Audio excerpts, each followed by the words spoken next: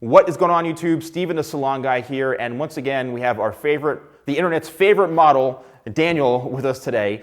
And I've done quite a few haircuts on Daniel's hair, and we were talking before, trying to figure out what we're going to do.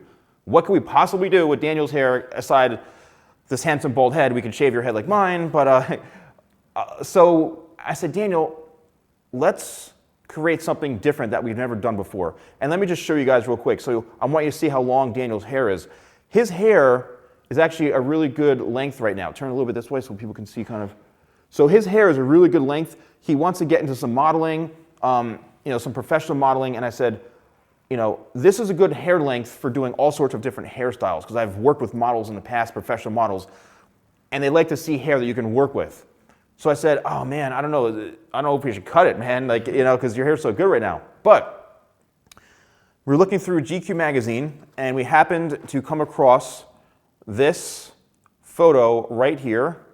I'm going to cover your face with this guy right here. But what this really is a kind of a textured, cropped haircut where the length is all there, but the style is coming more towards the face. And I think it's something we've never done before. It's a good look. It's something that I think you can use for modeling.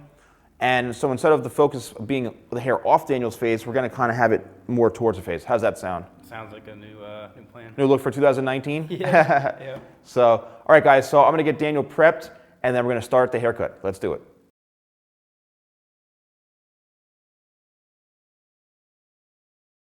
All right, guys. So what I'm going to do is I'm going to do most of this by hand, because what we're looking to do is create a more of a textured shape, which he already has a good pre-existing length.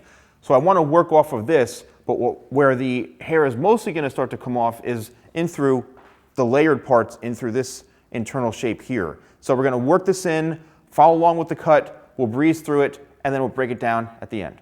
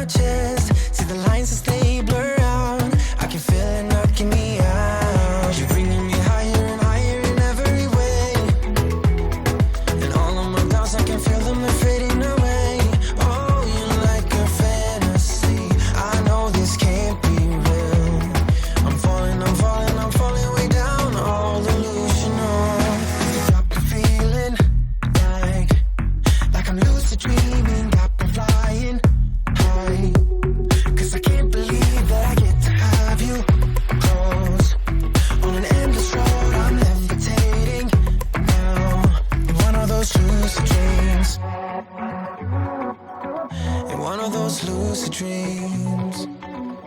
Oh yeah. Wait, you gotta tell me what you did. I saw the world turning in my mind. Oh, yesterday you pulled the rug under my feet. Said I'm trying to wake me up. What if I'm making it all up? You're bringing me higher and higher in every way. Yeah. And all of my doubts, I can feel them, they're fading away.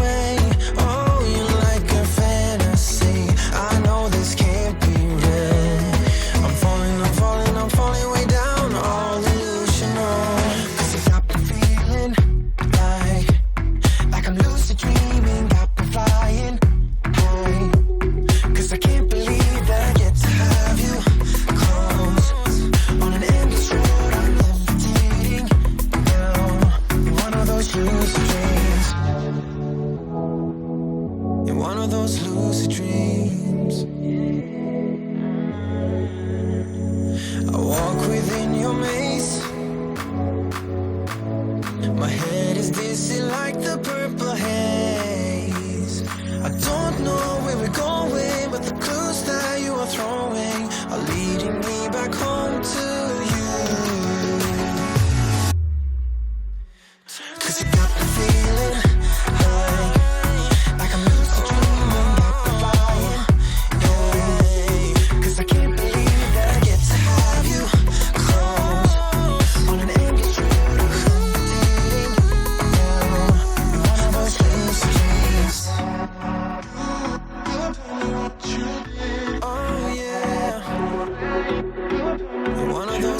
lucid dreams.